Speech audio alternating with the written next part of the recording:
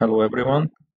In today's video, I am going to address a question regarding the Slav Defence and regarding, of course, the ambitious chess improvers repertoire. So the line is in the Slav Defence. 92 is our recommendation.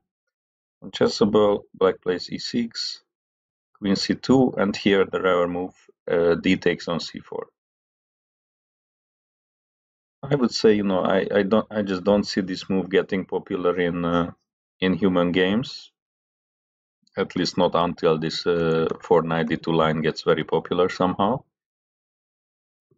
Because, like it feels like that white just played 92 in order to protect this pawn, and it feels like that black is just developing the knight to c4. So while even though machines completely approve of this approach from black, human terms, it just feels like a very difficult move to make unless you have some serious knowledge and preparation behind this move.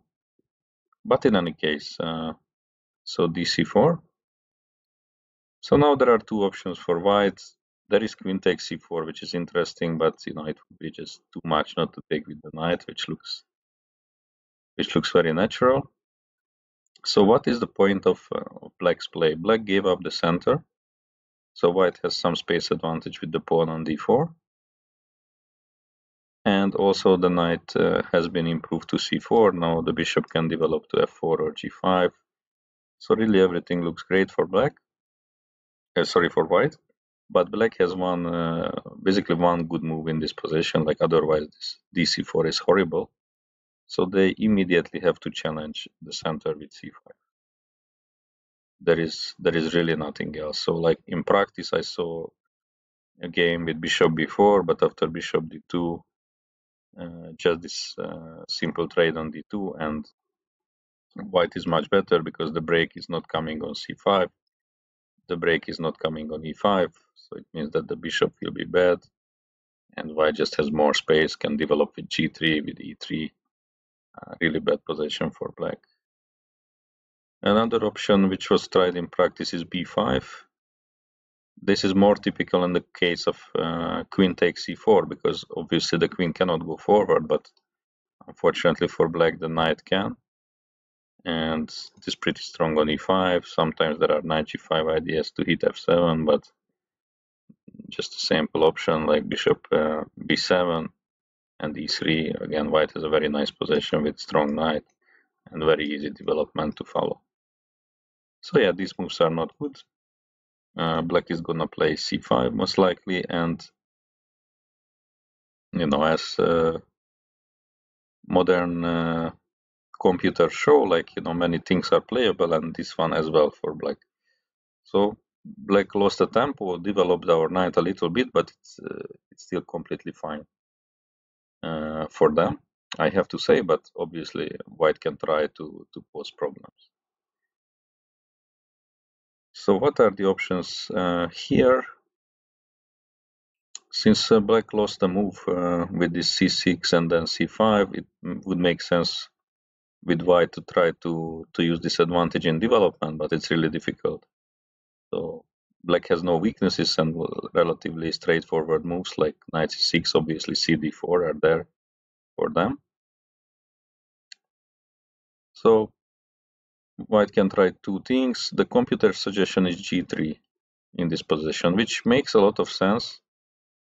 However, I just found it a little bit too easy for black to react in this case. So the problem is that after cd4, which is like extremely obvious move, bishop g2, it's really like a Catalan style of possession. If we could get castle and rook d1, I would say, okay, this looks very interesting with huge development advantage, some nice pressure on the long diagonal. So let's try this. But there is a move which is super annoying, and that is d3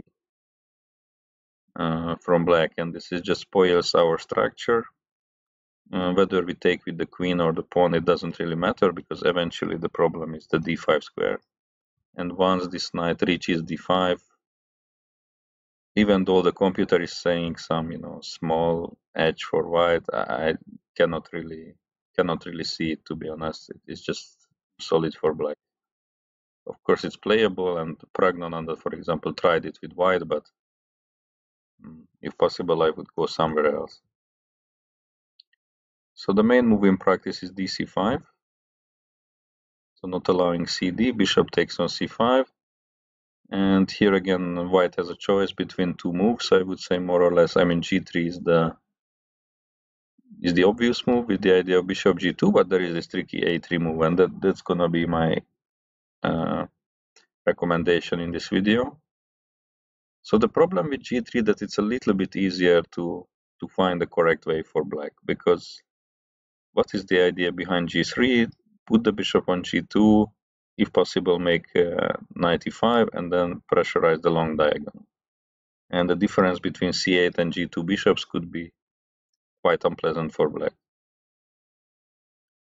So that's why I'm saying that here it's kind of easy to find this move b5. I mean, not very easy, but maybe b6 is also okay, but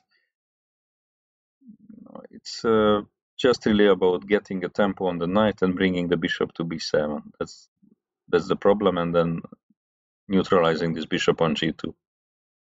And here, if knight to e5, then just queen to c7. It's a very nice way for black, because not only protects the bishop on c5, but also threatens with bishop f2. So the queen is hanging on c2, queen b3 is possible, a6, bishop g2, bishop b7, for example, castle, bishop d5, and black was pretty much okay in a game of Karzan against Ivanchuk. So yeah, this was kind of okay for black, and yeah, I just feel like that, okay, if black sees this g3, I mean, it's kind of obvious what we want, and probably they can prepare it against quite well. So I like a3 better. It's a little bit more tricky, and it's the idea of with the idea of sometimes pushing b4, kick that bishop back and go bishop b2. That's one point, and the other point is that which I assume is even a bigger point of this a3, is that we keep the bishop on f1 flexible. So we can play with e3 and use this diagonal, or we can also play g3 and use the long diagonal, depending on what black does. So while the position is symmetrical and looks completely harmless for black, there are some ways to go wrong, and in practice, in the games I saw, black mainly went wrong actually. So it's not at all obvious. So in my opinion, the best move in this position is probably b5 still, but it's much less obvious than against g3. So why black has to hurry with this little bit strange looking move? Once again, like normally black plays b6, bishop b7 if they want to develop the bishop. So let's see what are the problems. If black would play a move like knight c6, which we can say is a normal developing move, I would say it's already a serious mistake, because white has time to develop the bishop to f4. That's just a very annoying place for this bishop. So let's just look at this queen. Cannot go there, cannot go there, cannot go there. So basically no good squares. Rook will come to d1, and yeah, the bishop is just pressurizing. Sometimes b4 is coming, and the bishop can get to d6. It's already really bad for black. For example, castle, rook b1, bishop d7, like b4, just getting a lot of space. And I mean, this is an extremely pleasant position for white. You just continue bishop e2, bishop d3. Sometimes knight d6, sometimes bishop d6. The queen is pinned and cannot really move. So yeah, this is just not good. The other move, which is like I would expect the most in this position from black, is short castle. So simply finishing the development, but they have to be really careful now. So we go b4. And black has only one move in this position to be okay. And it is, I just don't see it happening, because the position is so, like symmetrical, like there should be no problems for black and so on. So like I see almost everyone playing bishop e7 and just play that position, like saying that okay, there shouldn't be anything, but actually there are problems after bishop e7. So yeah, let's see this move, bishop e7. So bishop to b2, obviously just continuing the development. And yeah, once again, like I am saying, that it's really difficult for black to feel the problems. Even Carlsen himself went back to bishop e7 against Ivanchuk. So they kind of reversed the colors from the previous game in this variation. So now the problem for black is that b5 is met by the strong move knight to a5. Now you can see that this bishop cannot go back to b6 and kick the knight on a5. And if the knight is not kicked, then there is no bishop b7. If knight d7 would be the move, then there is knight to c6. And white can just build up the pressure with g3, bishop g2, and just have a much better position. So b5 is not good here after bishop b2. So Carlsen went queen to c7, trying to do something against the unprotected queen on c2, but Ivanchuk obviously played rook c1, knight d7, and now e4. Very strong move, opening the diagonal for the bishop, sometimes playing bishop d3 and then e5, and white is simply better developed there and much more ready for even for the endgame. What happened in the game, b5, knight a5 happened, and after the trade on c2, knight takes e4, bishop b5, Ivanchuk got a better position with the queen side majority, better development, some potential on the c6 square, and he later very nicely converted game against this game against Carlsen in Doha 2016. So yeah, this queen c7 doesn't help. There is another move of knight d7,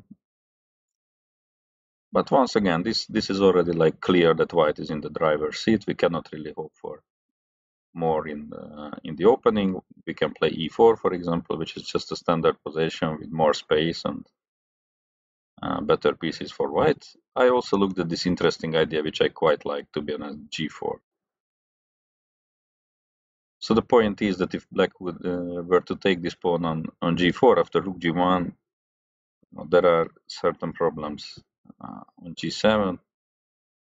So it looks pretty dangerous to open the g file. And if black is not taking but plays, let's say, knight b6, then after g5, knight c4, trade, knight e8. So white doesn't have to give checkmate, but we can also just continue positionally, like short castle, then maybe rook d1, rook ac1, and just have a very nice advantage. So yeah, basically after b4, bishop e7, it's already pretty nice. And okay, bishop b6 or bishop d6, like other bishop moves, are not really good because any time white can get the pair of bishops, and in a position without a couple of central pawns, it's quite advantageous. So let's say e4, knight c6, knight takes on b6, e5, just kicking the knights to more passive squares, and then even start attacking on the king side. So the only good move for black in this position is, in my opinion, very difficult b5. But this move does equalize, I have to say. So here I did not even spend that much time to look for anything. Yeah, the point is that if white would play knight a5, then the knight can be kicked, and the bishop has a good square on b7. So that's the main idea. White most likely have to take c5, bc, and here there are different moves like e3. I believe is the suggestion of the engine. The best what we can get here with white is that we take c4 at some moment, black takes c5 at some moment, and then with the bishop pair we can claim a slight advantage. It would require a lot of time to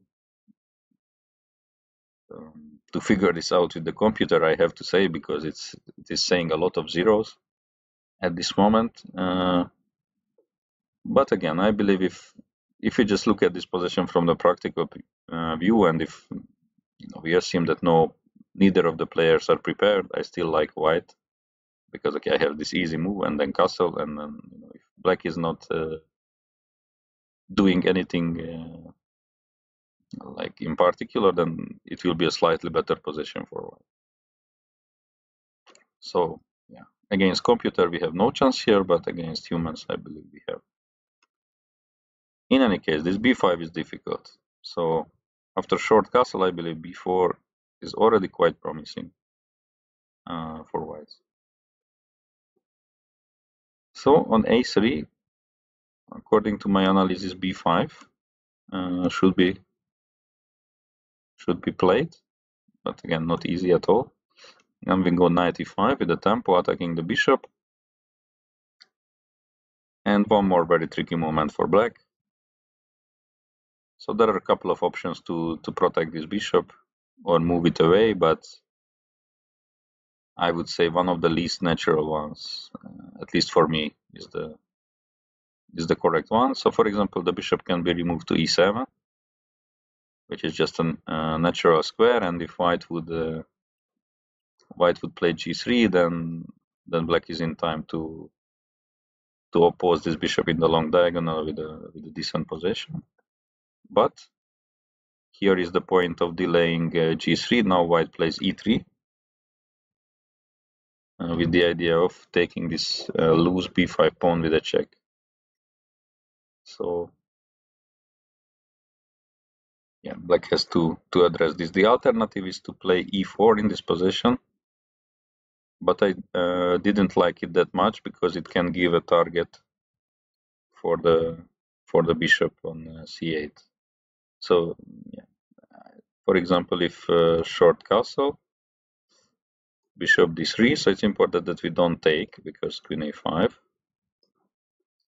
checking the king and the bishop. So something like bishop d3, bishop b7, and suddenly this bishop has a nice target, a6, bishop e3, knight d7. And yeah, this was the game Royce against Galkin in Istanbul, and it is a victory for black, but this position looks more or less okay for black anyways here. So I prefer to play with e3, attacking the pawn like this, not giving the target on e4, and as you will see, sometimes keeping this diagonal open for the queen can be relevant. So now black castles. We still don't take because queen a5, but we play bishop d2. So covering the square, the bishop is now threatening to take b5. Here black has millions of ways to protect the b5 pawn, but none of them is satisfactory. So for example, if bishop b7, it's not protecting because there is no queen a5 check. There is another move like queen d5, for example, but the queen looks pretty strange on d5, I would say. Okay, there is bishop a6, obviously, but then white just plays bishop d3, will castle, bring the rooks to the middle, and black's position is pretty awkward with the bishop on a6 and with the potential hole on c6. Also not very good. So a natural looking move is a6, with the plan of follow it up with bishop b7, but now white has a very strong move, knight g5. So this is the point of leaving this diagonal open, that at some moment, on h7 there can be very unpleasant things for black. So for example, if h6 trying to kick this knight back, then white is never going back with this knight, he just plays h4. anytime this file opens up, it's basically game over with the checkmate on h7 at some moment. And in case of bishop b7, white can, for example, play bishop d3 with the idea of going bishop h7, check. Obviously, it cannot be taken, and then f7 is going to be a big problem. So this is just game over at this moment. Yeah, and if yeah, so basically that's a6, and the engine's recommendation is to play queen b6 in this position, which is a good move. So it protects the pawn, prepares bishop b7, and also gets out from this potential problems on the d file. But now white is also adjusting the plan, and rook c1 is a nice move with the threat of entering at some moment with the queen to c7. So for example, the natural move of bishop b7 fails quite badly to queen c7. So not only the bishop is under attack, but also white wants to trade the queens and then take the pawn on b5. So basically black must take, rook c7, both bishops are hanging, so bishop f3 is forced, knight f3, bishop d6, rook c2 with an excellent endgame. Bishop d3 will come, king e2, white doubles on the c file, and just clear advantage with the pair of bishops. So this is not good. So the computer comes up with some really clever defensive idea, like playing a5 here. Basically realizing that b7 is not good for the bishop, the machine wants to put it on a6. But bishop a6 immediately, that is just extremely awkward. So therefore the pawn is pushed first, but again, white can just continue in a very simple way, like bishop d3, bishop a6, short castle, and thanks to this knight on e5, the problems of black's development. So it's still kind of difficult to move the b8 knight, because this one can move then to c6. Maybe sometimes ideas like e4 and bishop e3 are also there. So it just looks like a more pleasant game for white. So these are the options after the natural move bishop e7. Black can again try this queen c7 trick with bishop takes f2, but white can just play e4, for example. So if take, then queen is protecting, and yeah, it again just looks like a pretty nice position. For example, if short castle, there is bishop d3, and the bishop b7, there is bishop e3, actually using the unprotected queen on c7. So there is a forced line like queen a5. Unfortunately, there is no b4, right? Because it's just taken and the rook is unprotected. But there is queen d2 forcing the trade, king d2, and if black also takes on e3, that's just very nice. White has big space advantage and also hanging pawn on b5 currently. So after queen c7, it also looks better for white, and now the move which is very close to equalizing is knight to d7. So at first sight, it maybe doesn't look that unnatural to you, but I mean, I just feel that, okay, if basically black is like offering an extra move for us, so if we take, then they must take back with the knight, and this move really looks, I believe, difficult to make for humans. So just to remove the knight, maybe allow some queen e4, some knight g5. It's not so obvious, but there is absolutely nothing in this position according to the engine. So it just looks a little bit unnatural, but it is playable. So what I would rather play here with white is b4. So get a tempo on the bishop, and Now the bishop has to go to b6. So a move like bishop e7 would lose instantly to knight takes f7. That's quite nice. King f7, knight g5. So now the king has to go to g8, not to get into further checks. Knight e6, queen b6, and knight c7, attacking the rook and also preparing some queen checks on the diagonal. So rook b8, queen b3 check, king f8, knight e6. Again, the king cannot really go into this cover check, so it must go to e8. White is already taking the third pawn, and the attack is continuing with moves like bishop f4 probably, so it's already pretty bad. And if the bishop would retreat to d6, then white can play queen c6 with a double attack on d6 and a8, but black has strong move queen c7 with ideas of queen c3 if our queen were to move, but we can play bishop b2, and again, in my opinion, this is a slightly better endgame for white. e3 will come, this pawn is a little loose, knight can have a annoying square on a5 sometimes. Okay, it's nothing too bad for black, but it looks a little bit unpleasant. So the correct square for the bishop is b6, and after, let's say, e3, a6, protecting the pawn, bishop b2, bishop b7, rook d1. No, the position is equal according to the computer. I mean, so it is certainly true. I see some pressure for white on the d file. I believe if we manage to develop this bishop on d3 at some moment, it may be like, you know, some more potential for white, but okay, objectively it's just a playable position with all the pieces on the board, but there is no objective advantage for white according to the computer, so it's definitely the case. But again, in practical play, I wouldn't be too worried.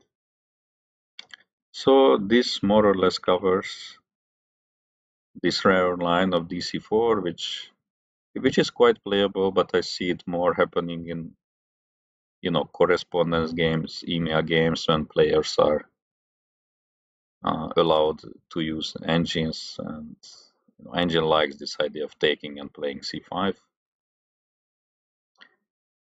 This idea exists certainly, but it's a little bit counterintuitive once again because it develops the knight. So I try to show some ways for white to continue, and I believe we really shouldn't be too worried about this line.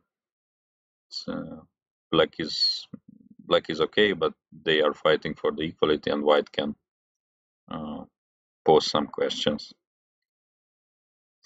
So thank you very much for watching this video, and see you soon in some other video.